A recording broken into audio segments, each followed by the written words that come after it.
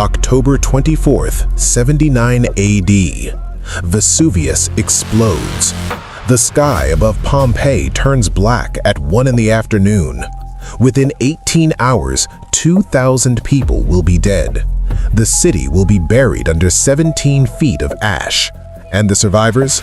They'll be forgotten for 1,700 years. This is the story of one of the deadliest volcanic eruptions in human history, and what really happened during those final terrifying hours when an entire Roman city got buried alive. Let's start with what Pompeii was before everything went to hell. This wasn't some random village. This was a rich Roman resort town with 15,000 people living the good life. Wealthy Romans had massive villas here. The streets were packed with shops, taverns, bathhouses, and yeah, even a pretty famous brothel that archaeologists love showing tourists today. There was a 20,000-seat arena for gladiator fights, elegant fountains, beautiful frescoes on the walls. The soil around Vesuvius was incredibly fertile because, here's the irony, volcanic ash makes amazing farmland. So there were vineyards everywhere, olive groves, farms producing food for Rome. People genuinely loved living here. The problem? Nobody realized they were living at the base of a volcano. Vesuvius had been quiet for so long that the Romans thought it was just a mountain, a tall, beautiful mountain covered in trees and vines. They had no idea what was brewing underneath. But the warning signs were there if anyone had known what to look for. In 62 AD, 17 years before the eruption, a massive earthquake hit the region. Buildings collapsed, people died, sheep and livestock near the mountain dropped dead from toxic gas leaking out of the ground. The city was still repairing damage from that quake when Vesuvius erupted. Then came smaller earthquakes in the days leading up to the eruption. 4 days of tremors. But the Romans were used to earthquakes in this region.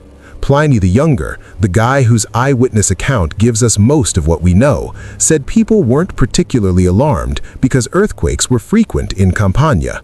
They ignored the warnings. October 24th, around 1 p.m., everything changed. The volcano exploded with a force that scientists estimate was 100,000 times more powerful than the atomic bombs dropped on Hiroshima and Nagasaki combined. A column of superheated gas, ash, and pumice shot up into the sky, reaching heights of 20 kilometers. That's over 12 miles straight up into the atmosphere. Pliny described it looking like an umbrella pine tree, rising on a trunk and then spreading out into branches. Every single second, the volcano was spewing 1.5 million tons of material into the air. The sky turned black. Ash started raining down on Pompeii immediately. And this wasn't light ash like from a campfire. These were chunks of pumice, volcanic rock that's light enough to float, but heavy enough to hurt. Some pieces were 3 inches across, falling like hail. People started panicking. Here's where people made their fatal choices. Most residents, probably around 13,000 people, grabbed what they could and ran. They escaped. They survived. But about 2,000 people decided to stay. Maybe they thought it would blow over, maybe they were protecting their property, maybe they were too old or sick to travel. Some tied pillows to their heads as protection from the falling pumice and hunkered down in their houses or in public buildings. They thought they could wait it out. For the next 18 hours, ash and pumice kept falling. The accumulation was insane. Roofs started collapsing under the weight. The layer of debris got deeper and deeper, eventually reaching over 9 feet. People who stayed indoors were trapped. The ash was piling up so high that doors and windows got blocked. You couldn't get out even if you wanted to. And the whole time, earthquakes kept shaking the city. Buildings that had survived the pumice started cracking and falling. Then came the morning of October 25th, around 7:30 a.m. This is when the real nightmare began. The volcanic column that had been shooting straight up into the sky for 18 hours finally collapsed. All that superheated material came crashing back down the mountain in what's called a pyroclastic surge. Imagine a wall of death moving at over 200 miles per hour, a churning cloud of gas, ash, and rock heated to at least 300 degrees Celsius, that's 570 degrees Fahrenheit, rolling down the mountain faster than a race car. There was no outrunning it. There was no hiding from it. When it hit Pompeii, everyone who was still alive died instantly. For decades, people thought the victims of Pompeii suffocated on ash. That's not what happened. Scientists studied the bones of victims and ran experiments heating modern bones to different temperatures to see what would happen. What they found is horrifying. The people of Pompeii died from extreme heat in a fraction of a second. The temperatures were so high that it caused something called cadaveric spasm. Your muscles contract violently and freeze in that position immediately. That's why the famous plaster casts of Pompeii victims show them in these twisted, contorted positions. They're not struggling to breathe. They're frozen in the instant moment of death. It gets worse. Research on victims found at nearby Herculaneum, which was even closer to the volcano, showed that some people's blood literally boiled. The heat was so intense, between 400 and 900 degrees Fahrenheit in Herculaneum, that the fluids in people's heads vaporized instantly. Their skulls exploded from the pressure. Their brains turned to ash. Scientists found black and red residue inside skull fragments that was the remains of vaporized brain matter and blood. Even in Pompeii, which was farther away and only hit with 300-degree temperatures, death was instant. Your body can't survive exposure to heat above 200 degrees Celsius. At 300 degrees, every cell in your body dies immediately. Some victims tried to run. Archaeologists found 6 people at a gate called Porta Nola who had survived the first phase of the eruption and tried to escape the city after the pumice stopped falling. But wading through 9 feet of volcanic debris while earthquakes are shaking everything and hot ash is falling, nearly impossible. 2 of these victims had fractured legs. One appears to have been using a tree branch as a walking stick. They never made it. The pyroclastic surge caught them and killed them instantly. Others stayed indoors thinking they were safe. They weren't. The surge poured through windows and doors and cracks in walls.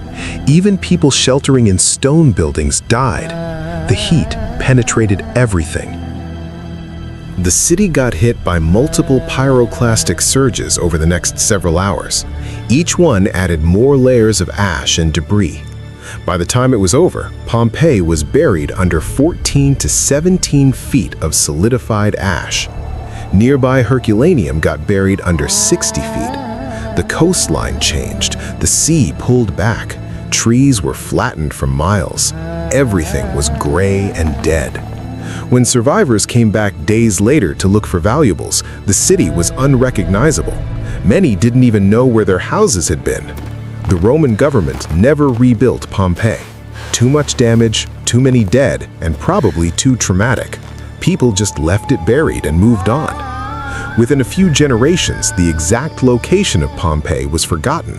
It became a story, a legend about a city that vanished. 1,700 years passed. Then, in 1748, workers digging a canal stumbled onto some ancient walls. They'd found Herculaneum by accident. A few years later, they found Pompeii. And because the ash had buried everything so quickly and sealed it off from air and moisture, the city was frozen in time. Buildings were still standing, frescoes were still colorful, bread was still in ovens. There were wine jars, furniture, tools, jewelry, everything. Even the bodies were preserved in a weird way. The ash had hardened around the victims, and when their bodies decomposed over centuries, they left these perfect hollow spaces in the shape of their final positions. An Italian archaeologist named Giuseppe Fiorelli figured out in the 1860s that he could pour plaster into these voids and create exact casts of the victims. That's where those haunting images come from. A mother clutching her child, a man covering his face, a dog trying to escape its chain. These aren't statues. These are the exact shapes of real people in the moment they died. The excavation of Pompeii has taught us more about daily Roman life than almost any other archaeological site. We know what they ate, what they wore, how they decorated their homes, what graffiti they wrote on walls, what they bought at the market. It's like someone hit pause on an entire city. But here's what's crazy. Vesuvius is still an active volcano. It last erupted in 1944. Today, 3 million people live in the danger zone around the mountain. The Italian government has evacuation plans, monitoring equipment, early warning systems. But if Vesuvius erupted with the same force it did in 79 AD, millions of people would be at risk. Scientists are watching it constantly because they know what it's capable of. The story of Pompeii is a reminder of how fast everything can disappear. One minute you're living in a beautiful resort town enjoying your life. 18 hours later, your city is gone and you're dead. The people of Pompeii had no way to predict what was coming. They didn't have volcanologists or seismographs or computer models. But even with all our modern technology, we're still vulnerable. Nature doesn't care about our plans or our cities or our lives. And when a mountain decides to explode, there's not much you can do except hope you're far enough away.